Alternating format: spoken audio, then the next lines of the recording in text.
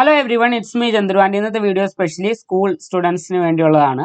അപ്പോൾ ഇന്നത്തെ വീഡിയോയിൽ നമ്മൾ ഡിസ്കസ് ചെയ്യാൻ പോകുന്ന വരുന്ന ക്രിസ്മസ് എക്സാമിന് വേണ്ടിയുള്ള കുറച്ച് ക്വസ്റ്റ്യൻസ് ആണ്. ഓക്കെ, അപ്പോൾ അതായത് നമ്മളിപ്പം 8, 9, 10 ഇടയ്ക്ക് വീഡിയോസ് ചെയ്യാറുണ്ട്. അതുകൊണ്ട് തന്നെ നമുക്കറിയാം അടുത്ത വീക്ക് മുതൽ ക്രിസ്മസ് എക്സാം സ്റ്റാർട്ട് ചെയ്യുവാണ്. അപ്പോൾ അതിന് ഹെൽപ്ഫുൾ ആവുന്ന രീതിയിൽ മോഡൽ ക്വസ്റ്റ്യൻസ് ആണ് നമ്മൾ നോക്കാൻ പോകുന്നത്. അപ്പോൾ ഈ വീഡിയോയിൽ ക്ലാസ് 10 ഹിന്ദിയുടെ കുറച്ച് മോഡൽ ക്വസ്റ്റ്യൻസ് ആണ്. ഒരു 3 സെറ്റ് ക്വസ്റ്റ്യൻ പേപ്പർ നമ്മുടെ SCRT സൈറ്റിൽ വന്നിട്ടുണ്ട്. അത് നമ്മൾ ഒന്ന് ജസ്റ്റ് റിവൈസ് ചെയ്യുന്നു എന്നേ ഉള്ളൂ. അപ്പോൾ ഇതിൽ നിന്നുള്ള ക്വസ്റ്റ്യൻസ് നിങ്ങൾക്ക് എക്സാമിന് തീർച്ചയായിട്ടും കാണാനായിട്ട് സാധിക്കും. അപ്പോൾ ഇത് നമ്മളിപ്പോൾ എടുത്തിരിക്കുന്നത് ICS Hindi my canvas site എന്നുള്ളതാണ്. അപ്പോൾ ഇതിന് നമ്മൾ സ്കൂളിന് വേണ്ടി പ്രിപ്പയർ ചെയ്തതാണ്. അപ്പോൾ ഇതിൽ ഓരോ ക്ലാസ് വൈസ് നോട്ടുകൾ ഇതിനകത്ത് അവൈലബിൾ ആണ്. ഇതിൽ ക്ലാസ് 10 നമ്മൾ സെലക്ട് ചെയ്ത് കഴിയുമ്പോൾ ഓക്കെ, ഇങ്ങനെ ഒരു പേജ് ഇവിടെ ഓപ്പൺ ആവും. അതിൻ്റെ താഴെ ടെക്സ്റ്റ് ബുക്ക് PDF-ൻ്റെ ലിങ്ക് ഉണ്ട്. അതുപോലെ തന്നെ ഓരോ ചാപ്റ്റർ വൈസ് നോട്ടുകൾ കൊടുത്തിട്ടുണ്ട്. പിന്നെ ഇതിൻ്റെ താഴെ എക്സാം വൈബ്സ് എന്ന് പറഞ്ഞുകൊണ്ട് ക്വസ്റ്റ്യൻ പേപ്പേഴ്സ് ആഡ് ചെയ്തിട്ടുണ്ട്. അപ്പോൾ ഇത് നമ്മൾ SCRTയുടെ ഒഫീഷ്യൽ ക്വസ്റ്റ്യൻ പേപ്പേഴ്സ് ആണ് ഇങ്ങനെ ഇവിടെ കൊടുക്കുന്നത്. അപ്പോൾ ഇതിനകത്ത് ഈ പ്രാവശ്യം അതായത് SLC ഹിന്ദിനെ ഫോക്കസ് ചെയ്തുകൊണ്ട് വന്നിട്ടുള്ള ക്വസ്റ്റ്യൻ പേപ്പറിൽ ആദ്യത്തേതാണ് നമ്മൾ നോക്കാൻ പോകുന്നത്. ഓക്കെ, ഇതാണ് സമ്മേറ്റീവ് അസസ്മെൻറ്റ് 3rd ലാംഗ്വേജ് ഹിന്ദിയുടെ മോഡൽ ക്വസ്റ്റ്യൻ പേപ്പറാണ്. സമയം എന്ന് പറയുന്നത് 90 മിനിറ്റ് ആണ്. 40 മാർക്കിൻ്റെ ക്വസ്റ്റ്യൻ പേപ്പർ. ഓക്കെ, അപ്പോൾ അത് സെറ്റ് A ആണ് വന്നിരിക്കുന്നത്. അപ്പോൾ ഇതാണ് നമ്മളിന്ന് ഈ വീഡിയോയിൽ നമ്മൾ നോക്കാൻ പോകുന്നത്. 3 സെറ്റ് ഉണ്ട്. നമ്മൾ വരുന്ന വീഡിയോസിലായിട്ട് നോക്കും. ഇത് SCRTയുടെ ഒഫീഷ്യലായിട്ട് വന്നിരിക്കുന്നതുകൊണ്ട് ക്രിസ്മസ് എക്സാമിന് ഈ ഒരു പാറ്റേണിൽ നമുക്ക് ക്വസ്റ്റ്യൻസ് ഒക്കെ കാണാനായിട്ട് സാധിക്കും. ഓക്കെ, അപ്പോൾ നമുക്ക് ജസ്റ്റ് ഒന്ന് റിവൈസ് ചെയ്ത് നോക്കാം. അപ്പോൾ ആദ്യത്തെ ക്വസ്റ്റ്യൻ എന്ന് പറയുന്ന ഒരു പാസേജ് തന്നിട്ടുണ്ട്. അതിനെ ബേസ് ചെയ്തുകൊണ്ടുള്ള 3 ക്വസ്റ്റ്യൻസ് ആണ്. ഹിഡ്കി ലഘുകഥാ കാ യേ അംശ് പഠേ और 1 से 3 तक के प्रश्नों के उत्तर लिखे. അതായത് ഹിഡ്കി എന്ന് പറയുന്ന ലഘുകഥയിൽ ഒരു ഭാഗം തന്നിട്ടുണ്ട്. ഇനി എന്നിട്ട് 1 മുതൽ 3 വരെയുള്ള ക്വസ്റ്റ്യൻസിന് ആൻസർ ചെയ്യാനുള്ളതാണ്. ഓക്കെ, അപ്പോൾ ആ സിറ്റുവേഷൻ നമുക്ക് നോക്കാം.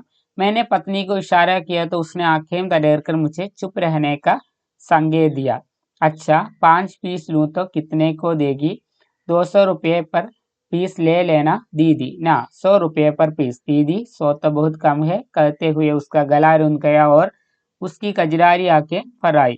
അപ്പോൾ എന്താണ്, ആ ലേഡിയും ഹിഡ്കി എന്ന് പറയുന്ന ലഘുകഥയിൽ നമ്മുടെ റൈറ്ററിൻ്റെ വൈഫുണ്ട്. അപ്പോൾ ആ വൈഫും ആ ഷാൾ വിൽക്കാമെന്ന പെൺകുട്ടിയും തമ്മിലുള്ള കോൺവെർസേഷനാണ് നമ്മളിവിടെ കാണുന്നത്. അപ്പോൾ ഒരു 100 രൂപ ഒരു പീസ് 100 രൂപയ്ക്ക് തന്നെ എന്നൊക്കെ പറയുമ്പോൾ ആ പെൺകുട്ടി എന്താണ് തൊണ്ടയിടുകയും കണ്ണുകൾ നിറയുകയൊക്കെ ചെയ്യുന്നുണ്ട്. ആ ഒരു സിറ്റുവേഷനാണ് നമുക്ക് ഈ പാസേജ് ആയിട്ട് ഇവിടെ തന്നിരിക്കുന്നത്. 3 ക്വസ്റ്റ്യൻസ് ആണുള്ള. ആദ്യത്തേതാണ് സഹി വികൽപ്പ് ചുൻകർ ലിഖേ. അപ്പോൾ ഇതിലേതാണ്, ഇപ്പം നമ്മൾ ഏത് എക്സാം എടുത്ത് 8, 9, 10 ആയിക്കോട്ടെ, ഏത് എക്സാമിന് ഈ ഒരു മോഡലിലുള്ള ക്വസ്റ്റ്യൻ തീർച്ചയായിട്ടും ഉണ്ട്. ഓക്കെ, അപ്പോൾ ഇതിലേതായിരിക്കും റൈറ്റ് ആൻസർ? വഹ് പ്ലസ് കാ ഉസ്ക എന്നുള്ളതാണ് റൈറ്റ് ആൻസർ. ഇനി രണ്ടാമത്തെ ക്വസ്റ്റ്യനിലേക്ക് പോകണമെങ്കിൽ യുവതിക്ക് ആക്കെ ഫറായിക്കും. യുവതിയുടെ കണ്ണുകൾ നിറയാനുള്ള കാരണം എന്താണ്? കാരണം എന്താണ്? 100 രൂപയ്ക്ക് അത് വിറ്റ് കഴിഞ്ഞ് കഴിഞ്ഞാൽ അതിൽ ലാഭമൊന്നും കിട്ടാനില്ല. അതാണ് അതിൻ്റെ കാരണം എന്ന് പറയുന്നത്. അപ്പോൾ ഇത് നമ്മൾ ക്വസ്റ്റ്യൻ പേപ്പർ ജസ്റ്റ് പരിചയപ്പെടുത്തുന്നതേ ഉള്ളൂ. ലഘുകഥാക്ക് ഇസ് പ്രസംഗ് പർ പട്കഥാക്ക് ഏക് ദൃശ്യ ലിഖിയ. അപ്പോൾ അതായത് നമുക്കിപ്പം 10th മെയിൻലി പട്കഥ ഇപ്പം എല്ലാ ക്വസ്റ്റ്യൻസിലും കാണുന്നുണ്ട്. അതായത് ഒരു സ്ക്രിപ്റ്റ് എഴുതാനുള്ളതാണ്. അപ്പോൾ ഈ ഒരു സിറ്റുവേഷനെ വെച്ചുകൊണ്ട് ഒരു സ്ക്രിപ്റ്റ് എഴുതുക. കുറച്ച് ഡയലോഗുകളൊക്കെ ഇതിനകത്ത് തന്നെ ഉണ്ട്. അപ്പോൾ ദൃശ്യേക്ക് എന്ന് പറഞ്ഞിട്ട് ഒരു സമയമൊക്കെ സൂചിപ്പിച്ചിട്ട് എന്താണ്, അവർ ട്രെയിനിൽ യാത്ര ചെയ്യുന്നു, ആ കാര്യം പറയുക. അതിനുശേഷം അവരുടെ കോസ്റ്റ്യൂമിനെ കുറിച്ച് ഒന്ന് പറയാം. എന്നിട്ട് എന്താണ്, പിന്നെ ഷാൾ വിൽക്കാനായിട്ട് യുവതി അങ്ങോട്ട് കടന്നു വരുന്ന പറയാം. പിന്നെ അതിനുശേഷം ഇവർ തമ്മിലുള്ള കുറച്ച് കോൺവെർസേഷൻ ഇവിടെ ഉണ്ട്. അപ്പോൾ ഇത് പട്കഥ എഴുതാൻ ഇത് എളുപ്പമാണ്, കോൺവെർസേഷൻ തന്നിട്ടുള്ളതുകൊണ്ട്. അടുത്ത ക്വസ്റ്റ്യനിലേക്ക് പോവാം. വൈറ്റ് ക്യാപ് കഹാനി കാ യംശ് പഠേ പ്രശ്ന 4 और 5 के उत्तर लिखे. അടുത്തതായിട്ട് വൈറ്റ് ക്യാപ് എന്ന് പറയുന്ന സ്റ്റോറിയിൽ ഒരു ഭാഗം തന്നിട്ടുണ്ട്. എന്നിട്ട് 4 മുതൽ 5 വരെ 4-5 ക്വസ്റ്റ്യൻസിന് ഉത്തരം എഴുതാനുള്ളതാണ്. कोई भी टीम उसे अपनी तरफ खिलाने को तैयार नहीं होती थी.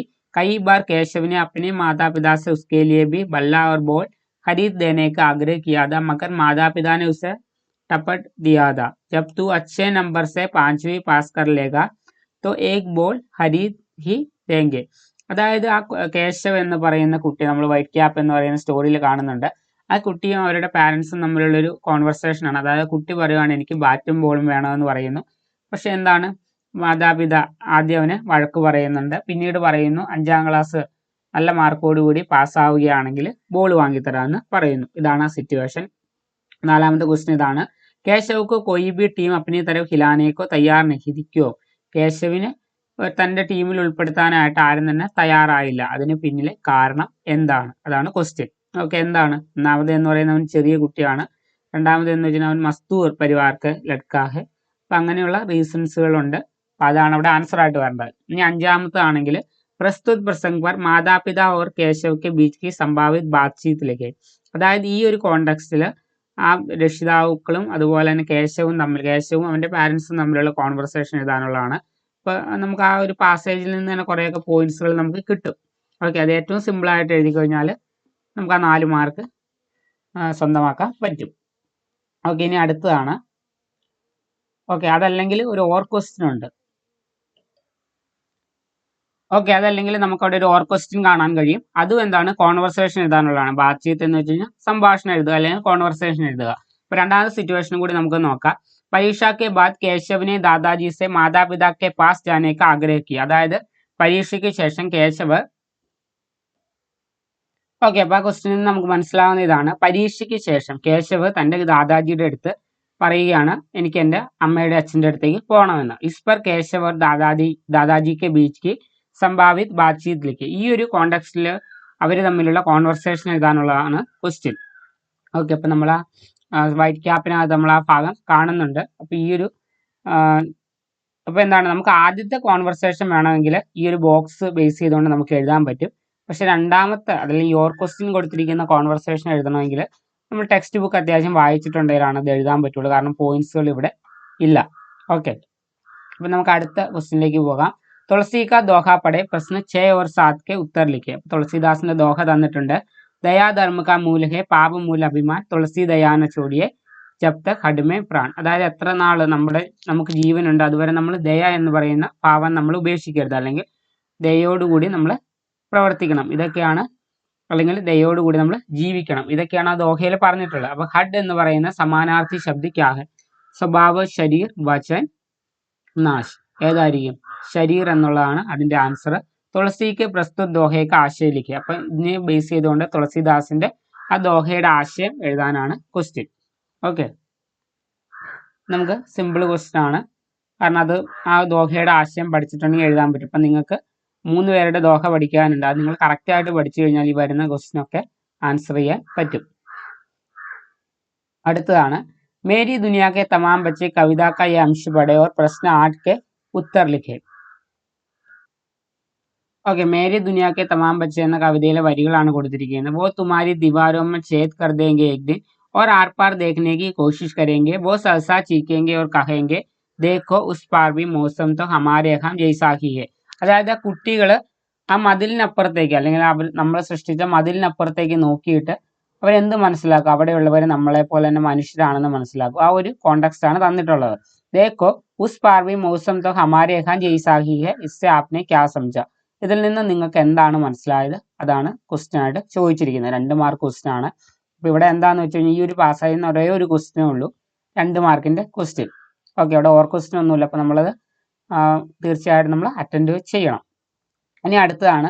പരി ലഡ്കി കഹാനി കാ യേ അംശ പഠേ ഓർ പ്രശ്ന 9 और 10 के उत्तर लिखे. അപ്പോൾ ഈ ദോഹ പരി ലഡ്കി എന്നൊക്കെ തീർച്ചയായിട്ടും ക്രിസ്മസ് എക്സാമിന് ക്വസ്റ്റ്യൻസ് വരുവാൻ സാധ്യതയുണ്ട്. ജബ് ട്രെയിൻ രുക്കി तो गार्ड ने मेरी बाह पकड़ी, उसने मुझे अंधेरे में उतार दिया, रात की हवा में गोलियों की आवाज गूंजने लगी, मेरे कपड़े उतार दिए गए और मेरी तलाशी ली गई, मुझे एक यूनिफॉर्म और काम सौंपा गया, बैरक में जाओ एक गार्ड चिल्लाया. ഇതാണ് നമ്മുടെ സിറ്റുവേഷൻ എന്ന് പറയുന്നത്.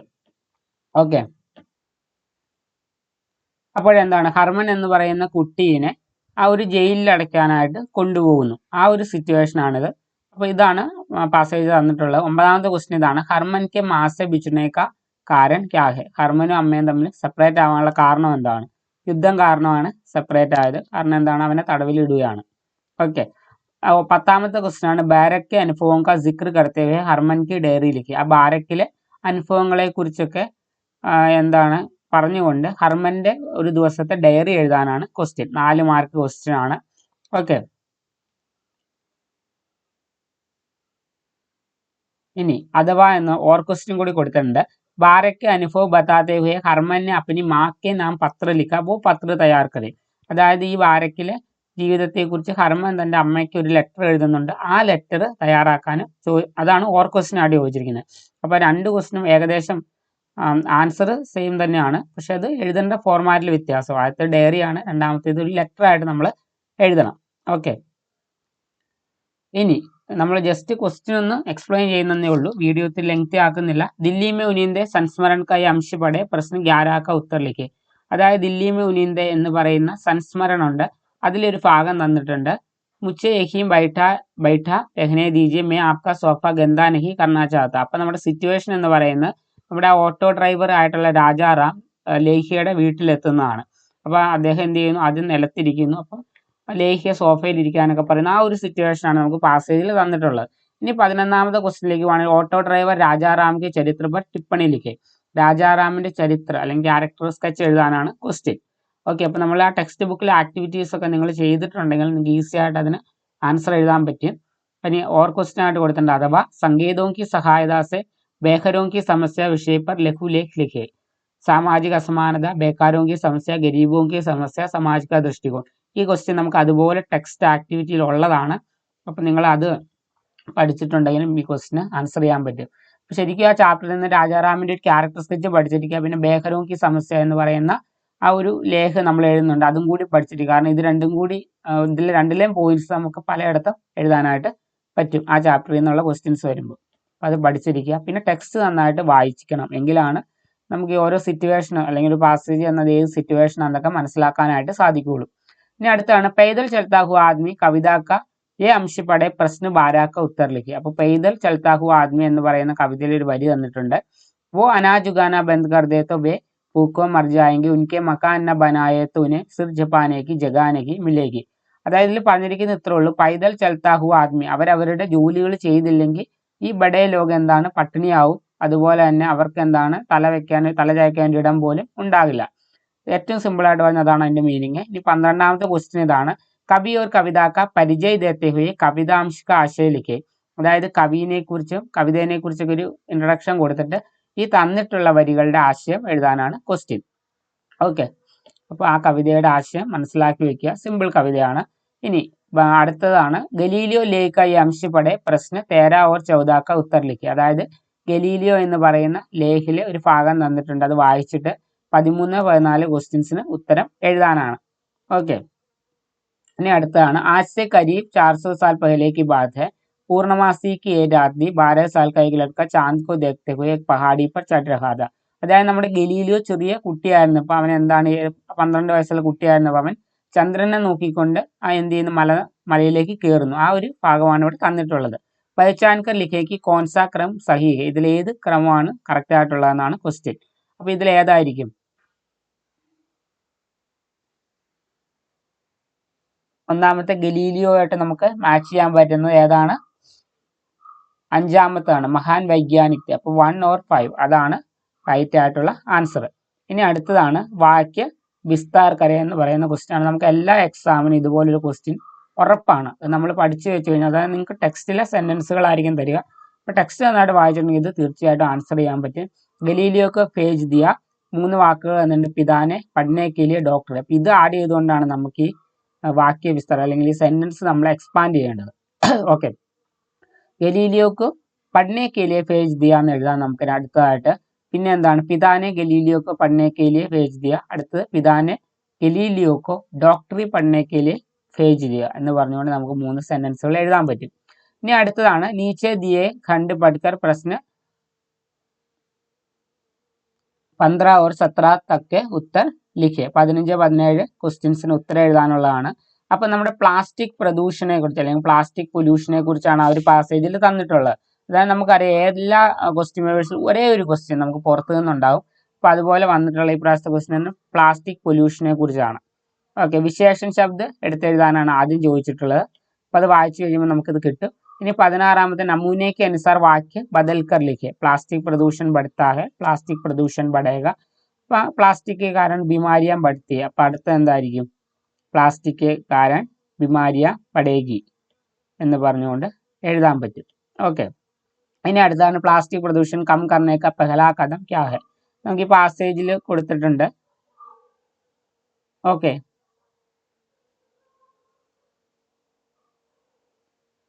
എന്ന് വെച്ച് കഴിഞ്ഞാൽ എന്താണ് പെഹ്ലാ കദം, ആദ്യത്തെ സ്റ്റെപ്പ് എന്താണെന്ന് ലാസ്റ്റ് സെന്റൻസ് ഉണ്ട്. एकल उपयोग कम मूल्य वाले प्लास्टिक की पहचान करना और उन्हें हटाना प्लास्टिक प्रदूषण को समाप्त करने की दिशा में पहला कदम है. ആദ്യത്തെ സ്റ്റെപ്പ് ആണെന്ന് പറഞ്ഞ് കൊടുത്തിട്ടുണ്ട് അവിടെ.